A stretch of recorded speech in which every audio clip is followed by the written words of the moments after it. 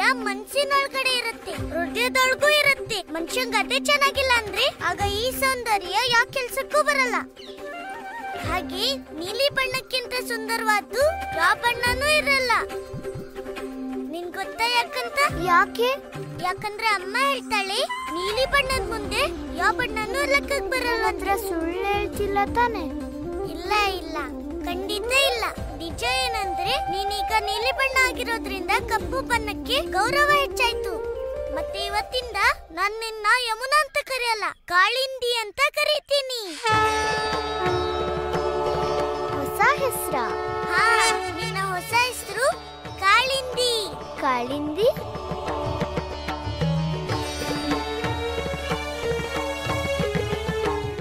ದೇವಿ, ನಾನು ಜಗತ್ತಿನ ಪಾಲಕನಾಗಿದ್ದೇನೆ ಮತ್ತು ಪಾಲಿಸುವವನ ಧರ್ಮವು ಸಮಸ್ತ ಜೀವದೊಂದಿಗೆ ಪ್ರೇಮ. ನನಗೆ ಭಕ್ತನ ಭಾವವೇ ಮಹತ್ವಪೂರ್ಣ. ಬಣ್ಣ, ರೂಪ, ಧರ್ಮ, ಜಾತಿ, ನರವೋ ಅಥವಾ ನಾರಿಯೋ ಅಲ್ಲ. ನನಗೆ ಪ್ರಿಯನು ಅಸುರಪುತ್ರ ಪ್ರಹ್ಲಾದನೂ ಹೌದು ಮತ್ತು ಗಜರಾಜನೂ ಹೌದು. ನಾರಾಯಣ ನಾರಾಯಣ. ಪೃಥ್ವಿಯ ಜೀವಿಗಳಿಗೆ ಒಂದು ಮಹಾನ್ ಸಂದೇಶವಿದು ಪ್ರಭು. ಅಲ್ಲಿಯ ಜೀವಿಗಳಿಗೆ ಒಬ್ಬರ ಮೇಲೊಬ್ಬರಿಗೆ ಅತ್ಯಂತ ಭೇದ ಭಾವವಿದೆ ಪ್ರಭು. ದೇವರ್ಷಿ, ಭೇದ ಭಾವವು ಅಜ್ಞಾನದ ಸಾಕ್ಷಿಯಾಗಿದೆ. ಹೊರಗಿನ ಸೌಂದರ್ಯವು ಹಾಗೆಯೇ ಇರದು, ಸಮಯದ ಜೊತೆ ನಷ್ಟವಾಗುತ್ತದೆ. ಆದರೆ ಆಂತರಿಕ ಸೌಂದರ್ಯವು ಎಂದೂ ನಷ್ಟ ಆಗುವುದಿಲ್ಲ, ಅದು ಚಿರಸ್ಥಾಯಿ. ಇಂದಂತೂ ಆನಂದ, ಪರಮಾನಂದ.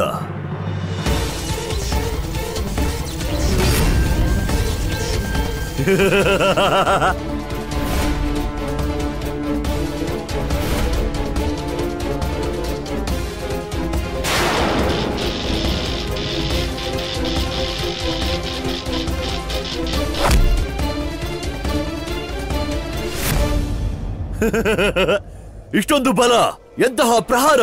ಅಜೇಯ ಅಪರಾಜಯ! ಅದ್ಭುತ ದೃಶ್ಯವೇ ಇದು. ಈಗಲಾದರೂ ನಾನು ಕರೆತಂದಿರುವ ಕಾರಣ ಸ್ಪಷ್ಟವಾಗಿರಬೇಕು ಮಹಾರಾಜರಿಗೆ.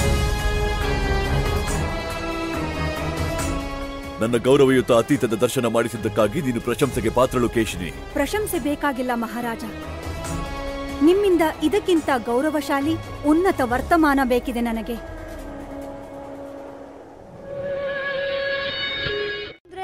ಇವತ್ತಿನವರೆಗೂ ಗೋಕುಲದಲ್ಲಿ ಯಾರು ಸರ್ಪನ ನೋಡೇ ಇಲ್ಲ.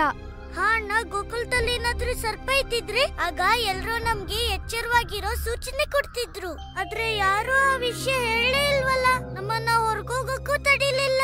ಅಂದ್ರೆ ಇದು ಹೀಗಾಗಿರ್ಬೋದಾ ಅಣ್ಣ? ಸರಿಯಾಗಿ ಹೇಳು ಕೃಷ್ಣ, ನೀನ್ ಏನ್ ಹೇಳಕ್ ಹೊರಟಿದ್ಯಾ? ಅಣ್ಣ, ಹೀಗಾಗಿರ್ಬೋದು ಅಣ್ಣ. ಕಂಸಮಾವ ಏನಾದ್ರೂ ನಮ್ಮೆಲ್ರ ವಿರುದ್ಧ ಹೊಸ ತಂತ್ರ ಮಾಡಿದಾರ? ಎರಡರಲ್ಲಿ ಯಾವ್ದೇ ಇರ್ಲಿ, ಆದ್ರೆ ನಾವೀಗ ಏನ್ ಮಾಡ್ಬೇಕು ಅಂತ ಯೋಚಿಸ್ಬೇಕು. ಹಾ ಅಣ್ಣ, ಇದು ನಿಜ. ಈಗ ನನ್ನನ್ ಕೇಳಿದ್ರೆ ಎಲ್ಲ ಗೊಳ್ಳಬಲಕರು ಸೇರ್ಕೊಂಡು ಇದ್ರ ಬಗ್ಗೆ ಯೋಚನೆ ಮಾಡೋದು ಒಳ್ಳೇದು. ಸರಿಯಾದ ವಿಚಾರಣೆ. ಸರಿ, ಹೋಗು ಅಣ್ಣ. ಈಗ ಹೋಗಿ ಎಲ್ಲ ಗೊಲ್ಲಬಲಕರನ್ನ ಒಂದ್ ಕಡೆ ಸೇರ್ಸು. ಅಷ್ಟ್ರಲ್ಲಿ ನಾನ್ ರಾಧೆ ನೋಡ್ತೀನಿ. ಆಗ್ಲಿ ಕೃಷ್ಣ, ಆದ್ರೆ ಬೇಗ ಬರ್ಬೇಕು. ಸರಿ ಅಣ್ಣ. ಈ ರಾಧೆ ಎಲ್ಲೋದ್ಲು ಅಂತ ಗೊತ್ತಾಗ್ತಾನೆ ಇಲ್ವಲ್ಲ. ಎಲ್ಲಿ ಹುಡ್ಕೋದವಳನ್ನ? ಎಲ್ಲಿರ್ಬೋದವಳು?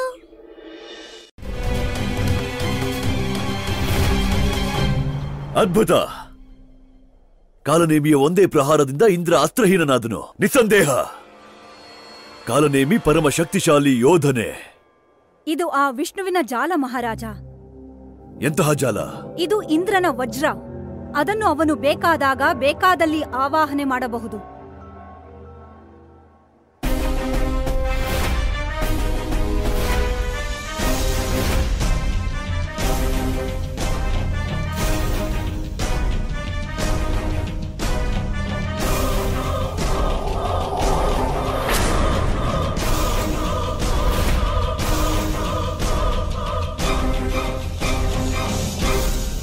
ಅಂದರೆ ಇಂದ್ರನು ಮೋಸವನ್ನು ತನ್ನ ಶಸ್ತ್ರ ಮಾಡಿಕೊಂಡು ಮಹಾನ್ ಯೋಧ ಕಾಲನೇಮಿಯ ವಧೆ ಮಾಡಿದನು. ಅಂತ್ಯ ಇನ್ನೂ ಆಗಿಲ್ಲ ಮಹಾರಾಜ. ಆದ್ರೆ ಬತ್ತಿ ನುರ್ಸೋ ದೀಪಕ್ಕಲ್ಲ. ಏನಂದ್ರೆ ನನ್ನಮ್ಮ ಹೇಳ್ತಾಳೆ, ನಾವು ಜಗತ್ತಿನ ಪ್ರತಿಯೊಂದು ವಸ್ತುನಿಂದನೂ ಕಲಿಯೋದಿರುತ್ತೆ. ಜಗತ್ತಿನ ಎಲ್ಲಕ್ಕಿಂತ ಚಿಕ್ಕ ಜೀವಿ ಇರುವೇನು ಈ ಜಗತ್ತಲ್ಲಿ ತನ್ನ ಒಗ್ಗಟ್ಟು ಮತ್ತೆ ತನ್ನ ಸಾಮೂಹಿಕ ಪ್ರಯತ್ನದಿಂದಲೇ ಜೀವನನ ನಡೆಸೋದ್ರ ಜೊತೆಗೆ ತನ್ನ ರಕ್ಷಣೆನೂ ಮಾಡ್ಕೊಳ್ಳುತ್ತೆ. ನನ್ ಕೃಷ್ಣ ಎಷ್ಟು ಅರಿವಿನ ಮಾತಾಡ್ತಾನೆ. ಹಾಗೇನಿಲ್ಲ, ಇದು ಜ್ಞಾನದ ಮಾತಲ್ಲ, ಬದಲಾಗಿ ಕೆಲ್ಸದ ವಿಷಯ ಇದು. ನನ್ ಗೋಕುಲವಾಸಿಗಳಿಗೆ ಏನ್ ಹೇಳ್ದೆ ಅಂದ್ರೆ ಏನ್ ಮಾಡ್ಬೇಕು ಅನ್ನೋದನ್ನ. ಆದ್ರೆ ನೀವೆಲ್ರೂ ನನ್ ಮಾತಿಗೆ ಬೆಲೆ ಕೊಟ್ರಿ, ಸ್ವಾವಲಂಬನೆ ಮತ್ತು ವಿಕಾಸದ ದಾರಿಯಲ್ಲಿ ನಡೆಯೋಕೆ ತಯಾರಾದ್ರಿ. ಇದೆಲ್ಲ ಅದ್ರದ್ದೇ ಒಳ್ಳೆ ಪರಿಣಾಮ ಅಷ್ಟೇ. ಈ ಕಾಳಿನ ರೂಪದಲ್ಲಿ ನಮ್ಗೆ ಫಲ ಸಿಕ್ತು. ಎಷ್ಟ್ ಚೆನ್ನಾಗ್ ಮಾತಾಡ್ತೀಯ ಕಣಪ್ಪ ನೀನು. ನಿಮ್ಮೆಲ್ಲರಿಂದಾನೇ ಕಲ್ತಿದ್ ನಾನು. ಮಕ್ಕಳ ಯಶಸ್ಸಿಗೆ ಶ್ರೇಷ್ಠ ಜನರೇ ಕಾರಣ ಅಲ್ವಾ? ಈಗ ನಾನು ಹೋಗ್ ಬರ್ತೀನಿ, ರಾಧೆ ನೋಡ್ಬೇಕು. ಕೃಷ್ಣ ಇದಾನಲ್ಲ, ಎಷ್ಟು ಮುದ್ದಾಗ್ ಮಾತಾಡ್ತಾನೆ ಗೊತ್ತಾ. ಅವನ ಹತ್ರ ಮಾತಾಡ್ತಾ ಇದ್ರೆ ಮನ್ಸಿಗೆ ತುಂಬಾ ಸಂತೋಷ ಆಗತ್ತೆ.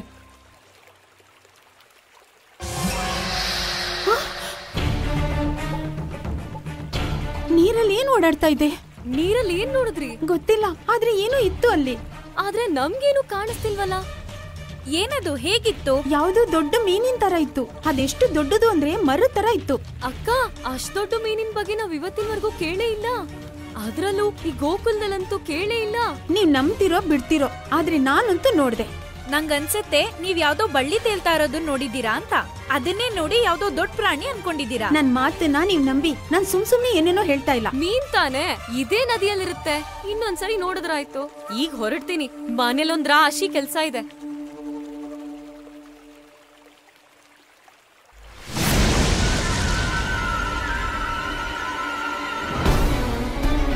ನೀನು ನನ್ನ ಈ ರೂಪನ ಇಷ್ಟಪಡ್ತೀಯ ಅಂತ.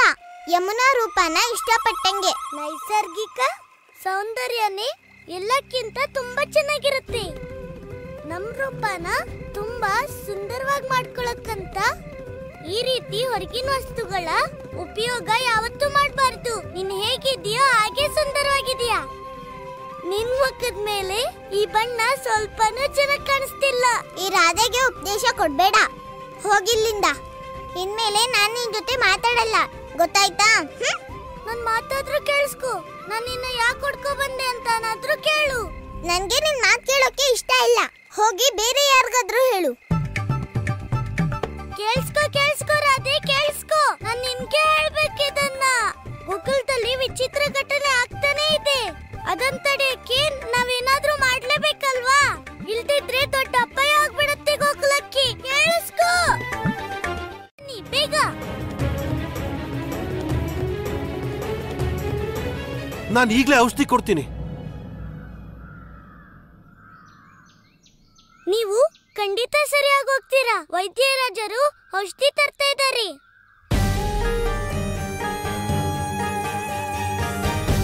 ವೈದ್ಯರೇ, ಬೇಗ ಇವ್ರಿಗೆ ಚಿಕಿತ್ಸೆ ಕೊಡಿ. ಕ್ಷಮೆ ಇರ್ಲಿ ನಂದರಾಜ, ನಾನು ಎಲ್ರಿಗೂ ಚಿಕಿತ್ಸೆ ಕೊಡಕ್ ಆಗಲ್ಲ. ಯಾಕೆ ವೈದ್ಯರಾಜರೇ? ಯಾಕಂದ್ರೆ ನನ್ನ ಹತ್ರ ಔಷಧಿ ಮುಗ್ದೋಗಿದೆ.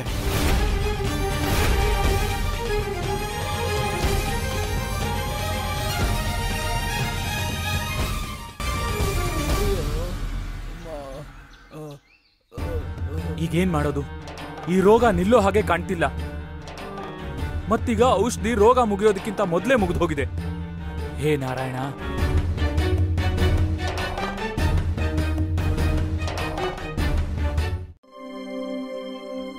ಕೃಷ್ಣ ಹೇಳಿದ್ ಸರಿ ಇದೆ ನಂದ. ಆದ್ರೆ ಕೃಷ್ಣ, ನಾವು ರೋಗಿಗಳ ಆರೈಕೆಗೆ ನಿಂತ್ಕೊಂಡ್ರೆ ರೋಗದ ಕಾರಣನ ಪತ್ತೆ ಹಚ್ಚೋದು ಯಾರು? ನಾವು ಮಾಡ್ತೀವಿ. ನಾವು ಗೊಲ್ಲಪಾಲಕರು ಸೇರಿ ರೋಗ ಕಾರಣ ಕಂಡಿಡ್ತೀವಿ. ಇಲ್ಲ ಕೃಷ್ಣ, ನೀನಿನ್ನೂ ಮಗು. ಇವತ್ತಿಂದ ನೀನು ಮನೆಯಿಂದ ಹೊರಗೆ ಹೋಗ್ಬಾರ್ದು. ಆಟಕ್ಕೂ ಹೋಗೋ ಹಾಗಿಲ್ಲ, ತಿರ್ಗಾಡೋ ಹಾಗೂ ಇಲ್ಲ.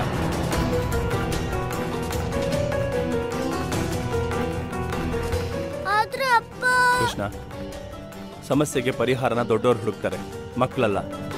ನಿಮ್ಮಪ್ಪ ಏನ್ ಹೇಳ್ತಾರೋ ನೀವೆಲ್ಲರೂ ಅದನ್ನೇ ಮಾಡಬೇಕು. ಗೋಕುಲವಾಸಿಗಳೇ, ನೀವು ನಿಮ್ಮ ಮಕ್ಕಳನ್ನ ಮನೆಯಿಂದ ಹೊರಗೆ ಹೋಗಕ್ ಬಿಡಬೇಡಿ. ಅಲ್ಲದೆ ಗೋಕುಲದ ರಕ್ಷಣೆಗೆ ಪ್ರತಿಯೊಬ್ಬ ಗೋಕುಲವಾಸಿ ಪ್ರತಿ ರಾತ್ರಿ ಕಾವಲಿರ್ಲಿ. ನಮ್ ಜೊತೆ ಮಂದಿರದ ಗಂಟೆನೂ ಇರುತ್ತೆ. ಯಾವುದೇ ಅಪಾಯದ ಸೂಚನೆ ಸಿಕ್ಕಿದ್ರು ತಕ್ಷಣ ಎಲ್ಲ ಗೋಕುಲವಾಸಿಗಳಿಗೆ ಸೂಚನೆ ಕೊಡಬೇಕು. ನಂದಣ್ಣ ಸತ್ಯವನ್ನೇ ಹೇಳಿದ್ರು.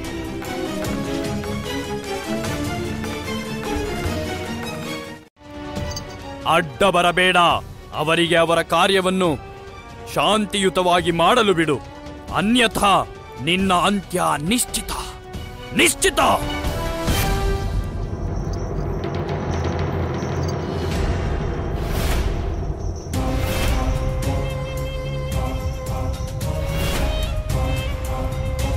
ಬಂಧಿಗೆ ತಪ್ಪು ಮಾಡುವ ಸ್ವತಂತ್ರತೆ ಇರುವುದಿಲ್ಲ ಮತ್ತು ನೀನು ನನ್ನ ಅಪಮಾನ ಮಾಡಿರುವೆ.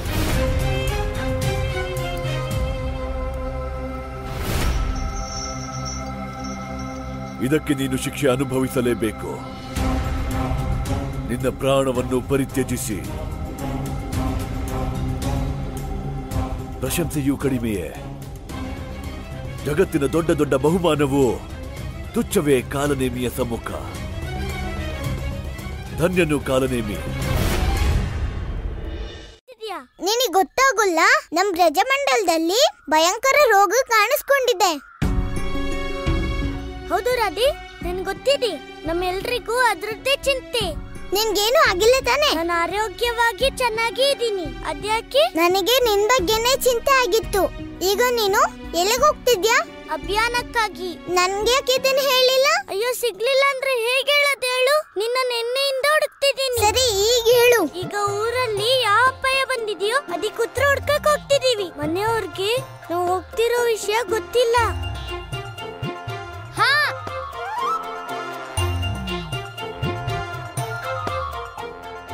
ಇದನ್ನ ಹೇಳಿದ್ರೆ ಯಾರು ನಮ್ಮನ್ನ ಹೊರಗಡೆನೆ ಹೋಗಕ್ ಬಿಡ್ತಿರ್ಲಿಲ್ಲ. ಅಪ್ಪಂದು ಒಂದೇ ಆದೇಶ, ಮನೆಯಿಂದ ಯಾರು ಹೊರಗೆ ಹೋಗ್ಬಾರ್ದು ಅಂತ. ಆದ್ರೆ ನಮ್ ಮನ್ಸೇ ಒಪ್ಲಿಲ್ಲ. ಅದಕ್ಕೆ ನಾವೆಲ್ಲರೂ ಇಲ್ಲಿ ಸೇರಿದೀವಿ. ನಾನು ಬರ್ತೀನಿ. ಆಯ್ತು, ಬಾರಾದಿ. ಕೃಷ್ಣ, ಇಲ್ಲಿಂದ ತಪ್ಪಿಸ್ಕೊಳ್ಳಕ್ಕೆ ಯಾವ್ದಾದ್ರು ಉಪಾಯ ಇದ್ರೆ ಹೇಳು. ಅಣ್ಣ, ನಾವೆಲ್ಲರೂ ಹೋಗಿ ಬಚ್ಚಿಡ್ಕೋಬೇಕು. ಯಾವಾಗ ಅವರೆಲ್ಲ ಹೊರಟೋಗ್ತಾರೋ ಆಗ ನಾವು ಹೊರಗ್ ಬರೋಣ. ಅಣ್ಣ, ಬೇಗ ನಾನು ಹಿಂದೆ ಬಾ.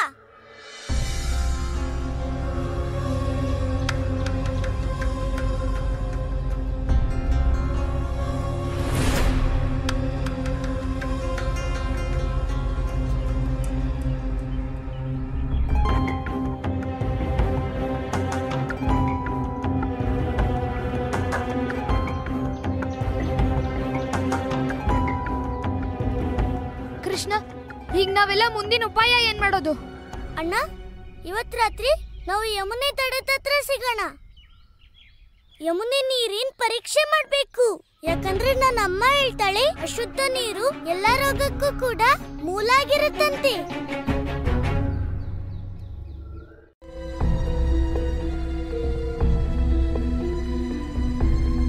ಕೃಷ್ಣ, ರಾಧೆಗ್ ಬರೋದಕ್ಕೆ ಇಷ್ಟೊಂದ್ ತಡ ಯಾಕಾಗ್ತಿದೆ? ಗೊತ್ತಾಗ್ತಿಲ್ಲ ಅಣ್ಣ. ಅವಳು ನಿದ್ರೆ ಮಾಡಿರ್ಬೇಕು. ರಾಧೆ ನಿನ್ನಾಗೆ ಅನ್ಕೊಂಡ? ರಾಧೆ ಏನ್ ಹೇಳ್ತಾಳೋ ಅದೇ ಮಾಡ್ತಾಳೆ. ನಾನು ಏನ್ ಹೇಳ್ತೀನೋ ಅದನ್ನೇ ಮಾಡ್ತೀನಿ. ರಾಧೆ ಮಾಡೋದಿಲ್ಲ, ಭಯಪಡ್ಕ. ನೀನ್ ಬರೀ ಹೇಳ್ತೀಯ ಅಷ್ಟೇ. ಎಲ್ ನೋಡಿದ್ರು ಅಲ್ಲಿ ನೀವಿಬ್ರು ಜಗಳ ಆಡ್ತಾನೆ ಇರ್ತೀರಲ್ಲ. ಈಗ ನಿಲ್ಸಿ ಸಾಕು ಈ ಗುದ್ದಾಟನ. ಈಗ ನಾವ್ ಯಾವ ಕೆಲ್ಸದ ಮೇಲೆ ಬಂದಿದೀವೋ ಆ ಕೆಲ್ಸದ ಮೇಲೆ ಮೊದ್ಲು ಗಮನ ಕೊಡಿ. ನೀನ್ ಹೇಳ್ತಿದೀಯಾ ಅಂತ ಸುಮ್ನಾಗ್ತಿದೀನಿ. ಇಲ್ಲ ಅಂದ್ರೆ ನಾನು ಇವಳಿಗೆ ಏನಂತ ತೋರಿಸ್ತಿದ್ದೆ. ಹೌದು ರಾಧೆ, ಈಗ ಹೇಳು. ನಾನು ಹೇಗೆ ಹೇಳ್ಕೊಟ್ಟಿದ್ನೋ ಹಾಗೆ ಮಾಡಿ ಬಂದೆ ತಾನೆ? ಹಾಗೆ ಮಾಡ್ದೆ. ದಿಂಬನ್ನ ಕಂಬಳಿಯಿಂದ ಮುಚ್ಚಿದೀನಿ. ಆಮೇಲೆ ಗೊತ್ತಾಗ್ದಂಗ್ ಊರಿಗೆ ಬಂದೆ. ಸರಿಯಾಗಿ ಮಾಡ್ದೆ. ನಡಿ, ಈಗ ಹೋಗೋಣ ಯಮುನೆ ಹತ್ರ. ಆದ್ರೆ ಎಲ್ಲಾ ಮಕ್ಕಳು ಹೆದರ್ಕೋತಾರೆ. ಆದ್ರೆ ನನಗೆ ಸ್ವಲ್ಪನೂ ಹೆದರಿಕೆ ಆಗಲ್ಲ. ನನಗೆ ಹಗಲು ಹೇಗೋ ರಾತ್ರಿನೂ ಹಾಗೆ.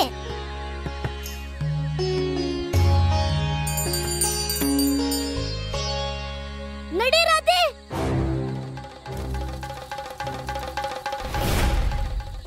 ಏನಾಯ್ತು ಕೃಷ್ಣ? ರಾಧೆ, ಸ್ವಲ್ಪ ಅಲ್ಲಿ ನೋಡು. ಇವರು ಬಜರಂಗಿ ಅಣ್ಣ ಅಲ್ವಾ? ನಂಗ್ ಅನ್ಸ್ತಾ ಇರೋದು ಇವರು ದನ ಮೇಯಿಸೋದ್ರ ಜೊತೆಗೇನೆ ಪಹರೆ ಕಾಯೋ ಕೆಲ್ಸನೂ ಮಾಡ್ತಿದ್ದಾರೆ.